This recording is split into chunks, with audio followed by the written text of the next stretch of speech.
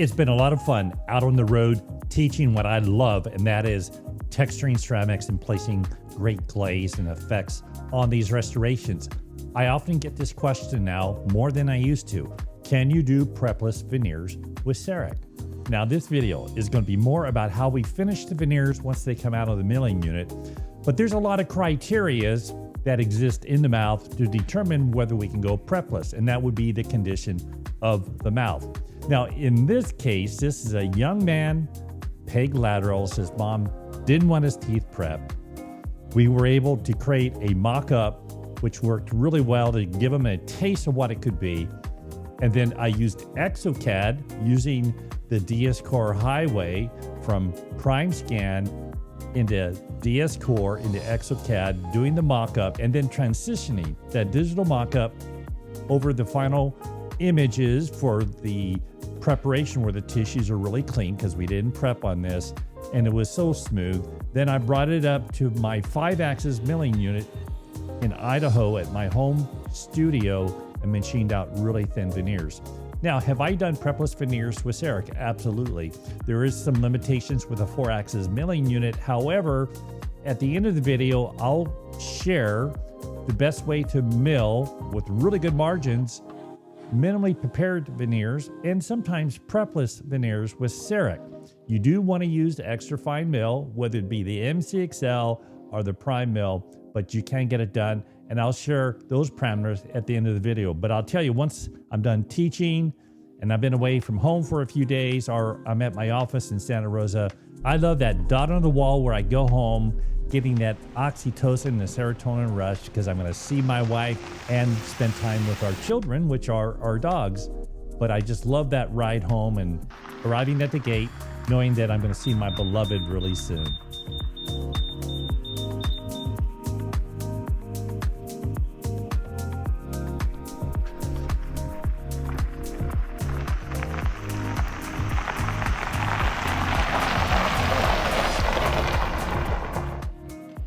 Jordan and Xena. Xena's on the left, Jordan's on the right.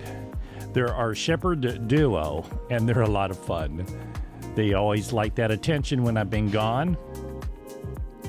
One thing that I find with ExoCAD is I'll upload my files to DS Core, and often while I'm on an airplane or traveling, I'll design the case. And in this case, we designed for the mock-up, which we printed, tested the printing, made sure it's what we want, and then within ExoCAD, you can place that final image, and in this case, we didn't prep, and transfer the mock-up right on to the image of the preps, and that's very, very efficient.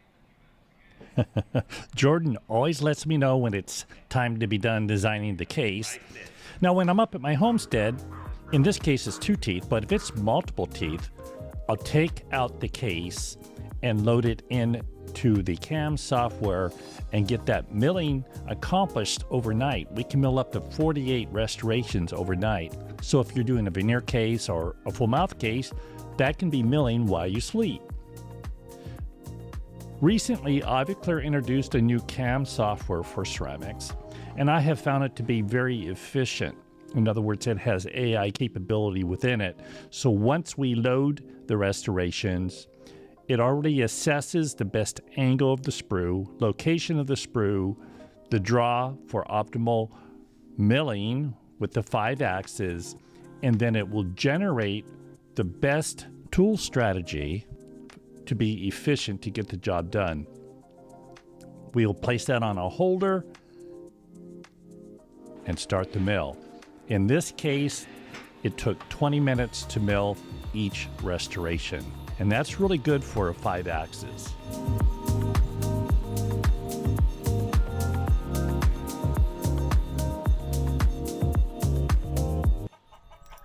Next morning, without walking the dogs, I'll go in and check the mill.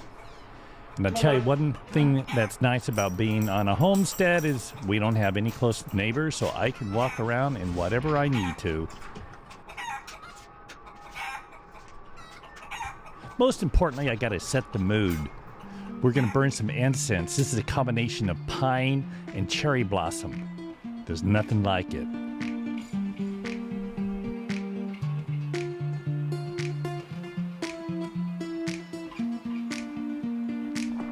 Come on, Jordan.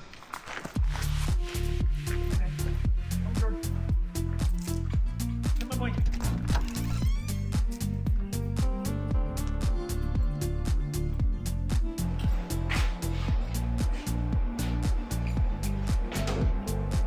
One thing I've really come to appreciate with the Ivoclar PM7 5-axis is the smooth mill on ceramics. My experience is with 4-axis with the Prime Mill and the M6L, and I can do a great job with those, but particularly on Prepless veneers, we'll see a very smooth mill on really thin margins. Minimal thickness here is 200 microns, and internally you'll see there's no overmill, so this provided a nice wrap of the incisal edge to get a nice smooth margin on the lingual without prepping at all. And that's something I wouldn't be able to do with the 4-axis.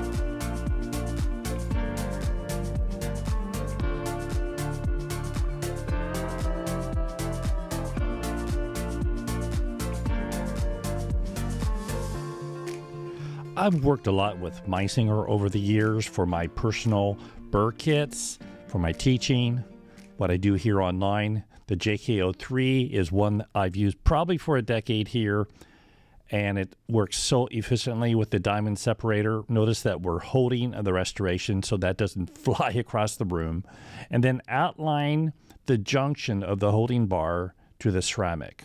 That will provide an indicator zone. So when adjusting back that ceramic, particularly in a thin zone down here at the margin area, it's probably around 200 to 300 microns thick, and we don't want the ceramic to chip at all. The other thing nice about these pink diamond shapers with the MiYO kit, that's the JK03, is that the ceramic can rapidly be removed without overheating the ceramic, and they're also very gentle. When you're grinding on the ceramic, it has a nice soft feel to it. So it makes me feel really secure when I get near a margin and assured that that margin is not going to chip.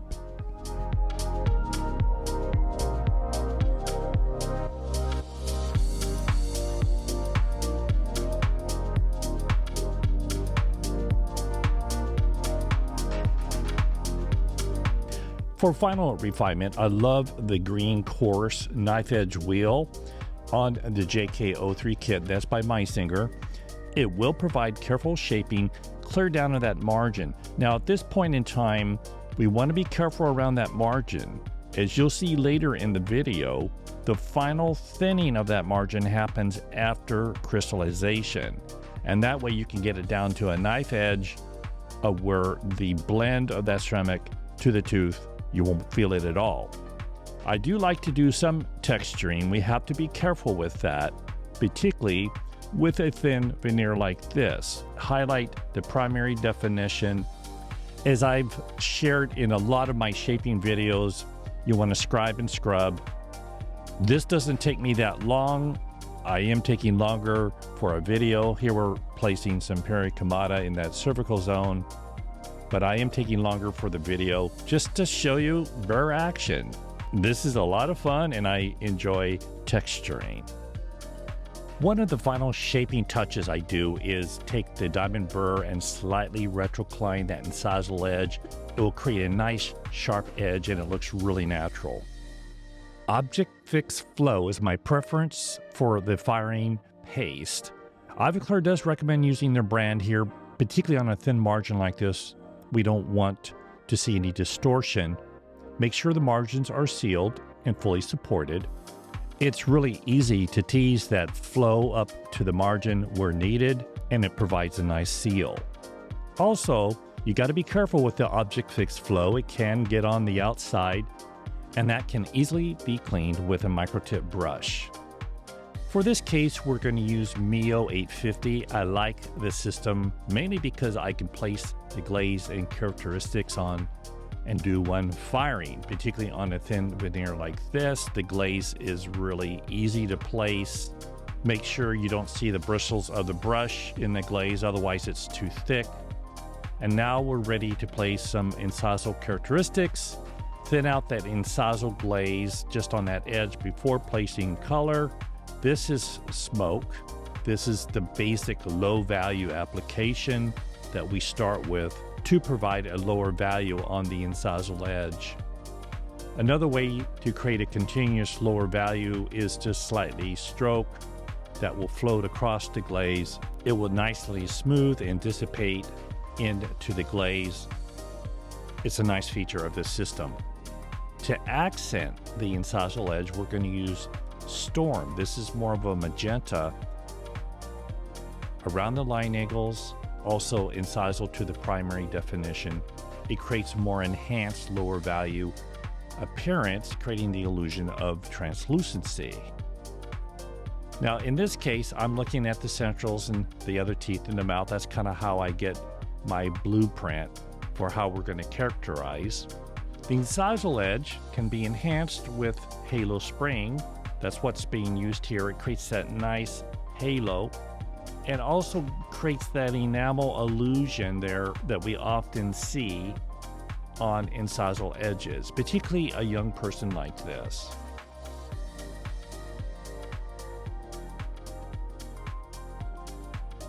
A few more enamel effects with a combination of snow and lumen. The secret here is to contrast between low and high value. By looking at the teeth next door, we can create some subtle illusions, and you'll see that once we view the final fired restoration.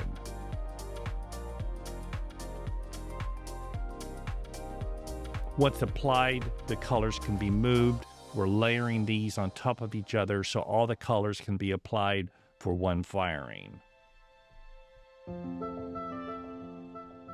At my Homestead digital studio, I really appreciate the Programmat 550. It's the P550. It has self-calibrating qualities. It's very reliable and consistent. It can be programmed any way you want it. It's a really nice tool to have on hand. I love clearing my mind when I go home, and during the firing, I'll take a walk. It's just peaceful. I also have peace while I'm in my digital studio, but spending time outdoors, there's nothing like it.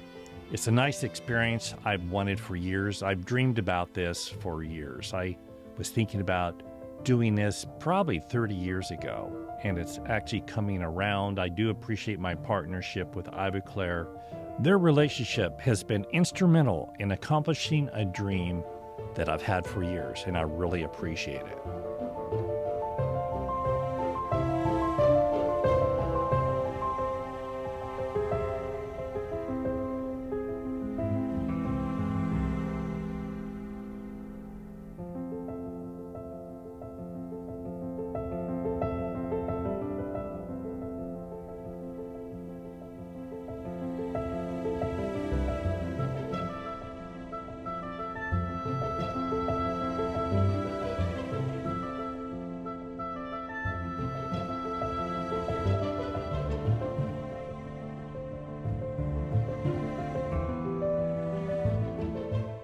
This is MiYO with just one firing. It's very efficient. You'll see some nice incisal edge characteristics. We do want to look at the thickness of our ceramic, particularly near the margin. We're just a little over 100 microns there. And the main body of the ceramic is around 300 microns. Our next project here is to thin the margin even thinner. We want that to be seamless. We don't want it to chip. We can take the Meisinger green coarse diamond polishing wheel and lave that ceramic margin to just a really thin edge. I've experienced doing this hundreds of times through the last decade, and I don't see chipping whatsoever when we do the final thinning after the crystallization. Once the margin is thin, what we'll do is take that shaping wheel and thin it gradually as we go toward the body. This will help us eliminate a distinctive contour at the margin, and you won't feel it at all. The other thing you'll notice now is you'll start seeing a translucency of the margin where you can start seeing through it. That's a value with the contact lens effect. You can see it's very thin here. When that is cemented, it will blend into that tooth structure and you won't see that margin at all.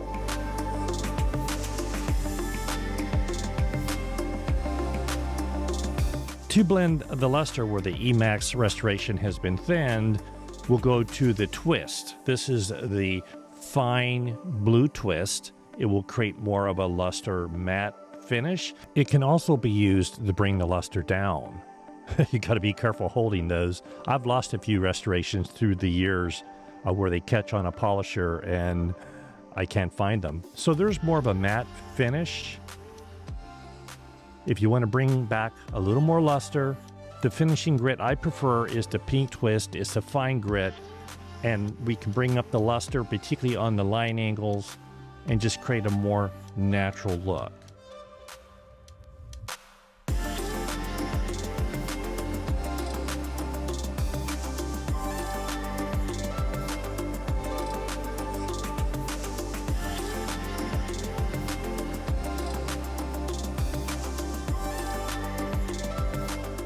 And there's our thin margin. You can see through the edge.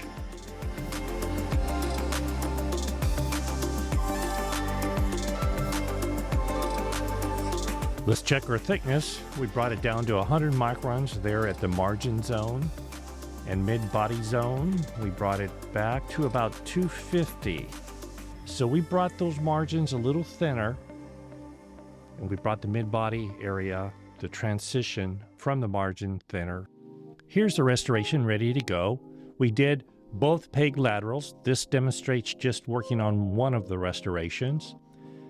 The thing that I also note with the 5-axis milling, particularly on the interproximal extension, is that you can see it's paper thin, and that will create a nice blend. When that's cemented well, you won't see staining, and you can blend it well on the lingual and incisal edge.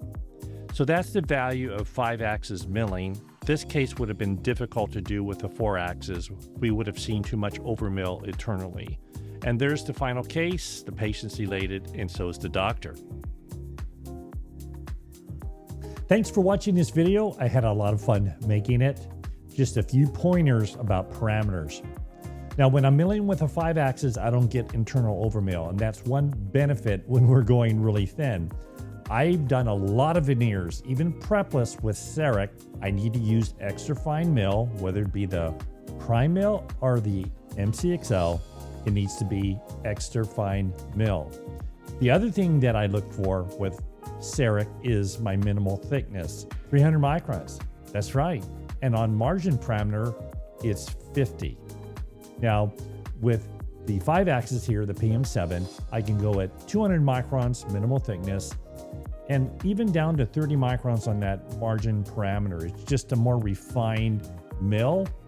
The most critical thing is not seeing that overmill, which you do get with a 4-axis miller, such as the prime miller MCXL. Even though that's king to my same-day clinical theater, if I really want to go thin, it's going to leave that lingual margin open unless I prep it, right? It's not going to wrap around that margin.